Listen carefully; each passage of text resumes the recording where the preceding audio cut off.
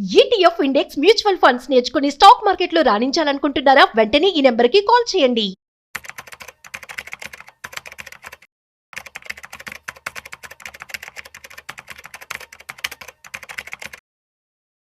మనం ప్రతిరోజు కూడాను ఎలక్ట్రానిక్ గ్యాడ్జెట్స్ లేకుండా ఉండగలమా? అస్సలు ఉండలేం. సో మనం చూసినట్లయితే వాటి యొక్క డిమాండ్ అనేది సూపర్గా పెరిగిపోయిందని చెప్పుకోవచ్చు. అయితే ఎలక్ట్రానిక్ అండ్ మ్యానుఫ్యాక్చరింగ్ సర్వీసెస్ కూడా అదే విధంగా అభివృద్ధి చెందాయి. దీనికి సంబంధించి సో ఎటువంటి స్టాక్స్ కావచ్చు, ఎలా ఉన్నాయి, ఎలా పర్ఫామ్ చేస్తున్నాయి, అట్ ది సేమ్ టైం వీటికి సంబంధించి మరింత ఇన్ఫర్మేషన్ మనతో చెప్పడానికి senior financial expert doctor Anil Kumar Bachchu గారు ఉన్నారు. సో వారి మాటల్లో అడిగి తెలుసుకుందాం. So hi sir, namaste sir. ప్రస్తుతం మనం చూస్తున్నట్లయితే మొబైల్ లేకుండా కానీ, ఎలక్ట్రానిక్ గ్యాడ్జెట్ లేకుండా కానీ ఎవరైనా ఒక్క మనిషి కనబడుతున్నారు సార్? కనపడరు. లేదు. సో దీనికి అంతే డిమాండ్ పెరిగింది, సప్లై కూడా అలాగే ఉంటుంది. అండ్ మనం చూస్తున్నట్లయితే యాపిల్ కూడా ఇండియాలో ఆల్మోస్ట్ 25% ఆఫ్ మ్యానుఫ్యాక్చరింగ్ కూడా స్టార్ట్ చేసేసింది. అండ్ లాట్ ఆఫ్ కంపెనీస్ కూడా they are ready to come and ఇక్కడ మనకి ఇండియాలోనే వాళ్ళు పెట్టుబడి పెట్టడానికి సిద్ధంగా ఉన్నారు. అండ్ మ్యానుఫ్యాక్చరింగ్ యూనిట్స్ కూడా స్టార్ట్ చేయడానికి సిద్ధంగా ఉన్నారు. ఇటువంటి టైమ్స్లో ఈ యొక్క స్టాక్స్ కావచ్చు ఎలా పర్ఫామ్ చేస్తాయంటారు? అండ్ ఇలాంటి వాటి ఇన్వెస్ట్మెంట్ చేస్తే ఎటువంటి రిటర్న్స్ వచ్చే అవకాశం ఉండే ఛాన్స్ ఉంటుంది? షూర్, తప్పకుండా. సో యాక్చువల్లీ ఏంటంటే మీరు అన్నది నిజం. ఈఎంఎస్ అనే సెక్టర్ అనేది ఇంతకుముందు చాలా మైన్యూట్, అంత ఎక్కువగా మేజర్గా ఫోకస్ చేసే సెక్టర్ కాకుండా ఇది కొంచెం ఉంది. బట్ లాస్ట్ 2 to 3 years ఏమైందంటే మల్టిపుల్ రీజన్స్, ఒకటి మేక్ ఇన్ ఇండియా ఇనిషియేటివ్ అయి ఉండొచ్చు, ఇంకోటి పిఎల్ఐ ప్రొడక్షన్ లింక్డ్ ఇన్సెంటివ్ అయి ఉండొచ్చు, థర్డ్ ఏమంటారు పోస్ట్ కోవిడ్ మన సప్లై చైన్ డైవర్సిఫికేషన్ అవ్వచ్చు, ఫిఫ్త్ మన ట్రంప్ వచ్చాక చైనా ఓన్లీ చైనా నుంచి ఇంపోర్ట్ చేసే బదులు కొంచెం +1 చైనా +1 అనే స్ట్రాటజీ కావచ్చు. అండ్ కంపెనీస్ కూడా ఏంటంటే వాళ్ళ గ్లోబల్ సప్లై చైన్స్ని రిస్క్ డైవర్సిఫై చేయడానికి మల్టిపుల్ ప్లేసెస్లో, మల్టిపుల్ కంట్రీస్లో మ్యానుఫ్యాక్చరింగ్ చేస్తున్నారు. సో ఈ 5-6 రీజన్స్ వల్ల ఏమైందంటే 2-3 years నుంచి ఈ sector electronics and manufacturing services sector ఏదైతే ఉందో స్టార్టెడ్ డూయింగ్ గుడ్. ఈ సెక్టర్లో ఉన్న కంపెనీస్ ఇంతకుముందు మైన్యూట్ ప్లేయర్స్, చిన్న ప్లేయర్స్ నుంచి they are becoming big now. ఎవరైతే ఇన్వెస్ట్ చేశారో స్టాక్స్ ఆల్సో డన్ వండర్ఫుల్ అన్నమాట. సో కొంచెం చూద్దాం ఇంతకు ఎట్లాంటి కంపెనీస్ ఉన్నాయి. ఫస్ట్ అంటే what are the companies which ఈ ఈఎంఎస్ సెక్టర్లో ఇన్వాల్వ్ అయి ఉన్నాయి. జస్ట్ ర్యాండమ్గా ఎట్లాంటి సర్వీసెస్ చూసుకుంటే, ఒకటి పక్క product design companies very few ఉన్నాయి. దెన్ ప్రోటోటైప్ తయారు చేసే కంపెనీస్ ఉన్నాయి. నెక్స్ట్ స్టెప్ ప్రోడక్ట్ డిజైన్ తర్వాత next obviously product testing companies, very small companies. తర్వాత అసెంబ్లీ కంపెనీస్ చాలా ఉన్నాయి, పీసీబీ అసెంబ్లీ కంపెనీస్ చాలా ఉన్నాయి. తర్వాత బాక్స్ బిల్డ్ సిస్టమ్ ఇంటిగ్రేటర్స్, ఈ స్పేస్ ఈజ్ హ్యూజ్ స్పేస్ అనమాట. దాని తర్వాత solution design, repair and rework, ఇది కూడా స్మాల్ సెక్టర్. బట్ మధ్యలో ఉన్న పీసీబీ అసెంబ్లీ కానీ, బాక్స్ బిల్డ్ సిస్టమ్ ఇంటిగ్రేటర్స్ కానీ, సొల్యూషన్స్, ఈ ఏరియాలో హ్యూజ్ కంపెనీస్ మన దగ్గర ఆపరేట్ చేస్తున్నాయి. They are the ones which are doing very good అన్నమాట. సో ఈ సెక్టర్లో చూసుకుందాం కొన్ని కంపెనీస్. ఫస్ట్ కొన్ని లిస్ట్ అవుట్ చేద్దాము, ఆ తర్వాత వాటి పర్ఫార్మెన్స్ ఎలా ఉందో చెప్తాను.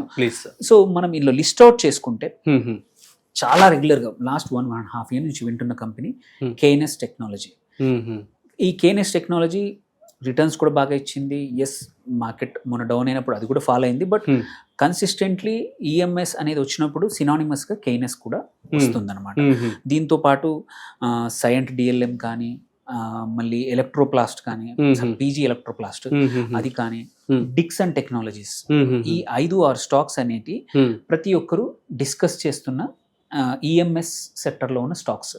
వీటితో పాటు కొన్ని అడిషనల్ కూడా ఉన్నాయి. యాంబర్, దాంతో పాటు ఈప్యాక్ డ్యూరబుల్ అనేది ఇంకో కంపెనీ, ఎక్సికామ్ టెలిక్ సిస్టమ్స్ అది కూడా ఒక regular company, and Syrma SGS company, SGS తో పాటు చేసింది అవలాన్.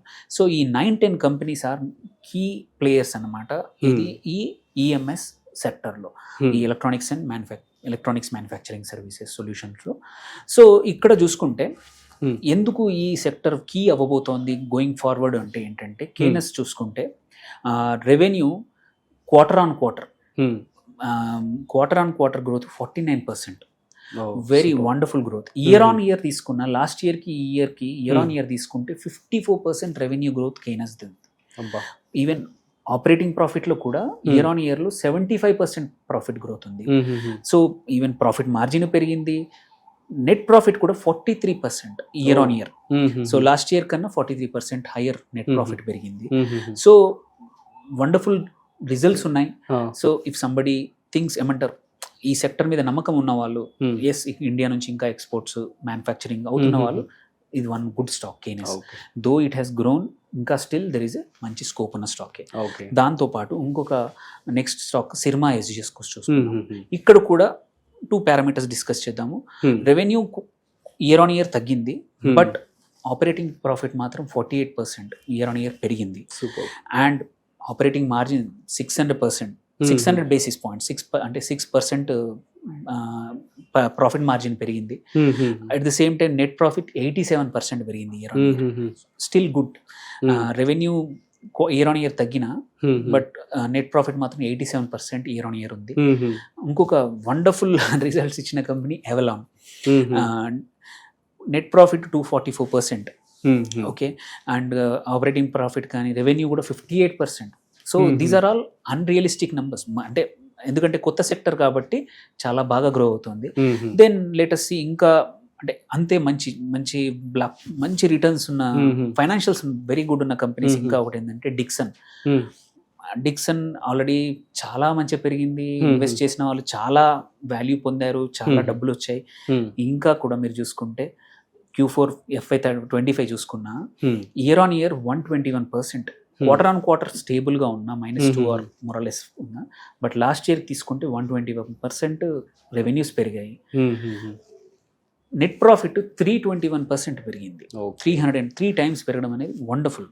ఓకే, సేమ్ వే ఇంకొక wonderful company which regular news లో ఉంటుంది, PG ఎలక్ట్రోప్లాస్ట్. ఇది కూడా మీరు రెవెన్యూ కూడా ఇయర్ ఆన్ ఇయర్ 77% పెరిగింది. At the same time net profit కూడా 109% ఇయర్ ఆన్ ఇయర్. సో ఈ 4-5 స్టాక్స్ దో ఇంకా యాంబర్ కానీ ఉన్నా కూడా, ఎస్పెషల్లీ ఈ 5 స్టాక్స్ ఏవైతే చెప్పానో, ఇది మన కేనెస్ కానీ, సిర్మా, ఎస్జిఎస్ కానీ, అవెలాన్ కానీ, అండ్ ఆల్సో డిక్సన్ కానీ, అండ్ PG ఎలక్ట్రోప్లాస్ట్, ఈ 5 కూడా wonderful net profit year on year పెరిగింది. యూజువల్లీ ఏంటంటే this is a good indication. Okay, so ఎందుకంటే మల్టిపుల్ క్వార్టర్స్లో కూడా గ్రోత్ వచ్చింది, ఇయర్ ఆన్ ఇయర్ కూడా వచ్చింది అన్నప్పుడు వాటిని కొంచెం స్టడీ చేసి వాటి ఫ్యూచర్ ప్రొజెక్షన్స్ ఎలా ఉన్నాయో వాళ్ళ క్వార్టర్లీ రిపోర్ట్స్ చూసుకుంటే అవి కూడా స్టేబుల్గా ఉంటే మాత్రం లాంగ్ టర్మ్కి దీస్ ఆర్ మల్టీప్లేయర్స్. అంటే మల్టీ బ్యాగర్స్ అని అనలేం కానీ, బట్ వెల్త్ మల్టీప్లేయర్స్ మాత్రం ఈ స్టాక్స్ అవుతాయి. అండ్ ఈ సెక్టర్ విల్ బి, అంటే ఆల్రెడీ ఏమంటారు, చాలా కంపెనీస్ కమిట్ అయ్యాయి ఇండియాలో మ్యానుఫ్యాక్చర్ చేద్దామని. వాటి ఆ కమిట్మెంట్ వల్ల బెనిఫిట్ పొందే ఈ 5-6 స్టాక్స్లో ఇన్వెస్ట్ చేస్తే మీకు ఎక్కువగా రీసెర్చ్ చేసి టైం లేనప్పుడు వీటిలో చేసి మాత్రం లాంగ్ టర్మ్కి ఉంచుకోవచ్చు, మంచి రిటర్న్స్ వచ్చేది. ఈవెన్ నిఫ్టీ రిటర్న్స్ బీట్ చేసే అవకాశం కూడా ఇట్లాంటి స్టాక్స్లో ఉంటుంది. Right sir. So thank you so much. So మొత్తానికైతే అనిల్ కుమార్ గారు చెప్తుంది, సో ఈ యొక్క EMSలో ఎలక్ట్రానిక్ అండ్ మ్యానుఫ్యాక్చరింగ్ సర్వీసెస్కి అయితే మంచి స్కోప్ అయితే ఉంటుందని చెప్పడం జరిగింది. At the same time best performing stocks కూడా మీకు చెప్పారు. సో మీరు కూడా మీ యొక్క ప్రాపర్ రీసెర్చ్ చేసి ఇన్వెస్ట్మెంట్ చేసుకోండి. మీకు కనుక ఏమైనా డౌట్స్ ఉంటే ప్లీజ్ కామెంట్ చేయండి, మేము మీకు రిప్లై ఇస్తాం. That's it. మరొక ఇంట్రెస్టింగ్ కాంటెంట్తో మళ్ళీ కలుద్దాం. అంతవరకు చూస్తూనే ఉండండి సుమన్ టీవీ.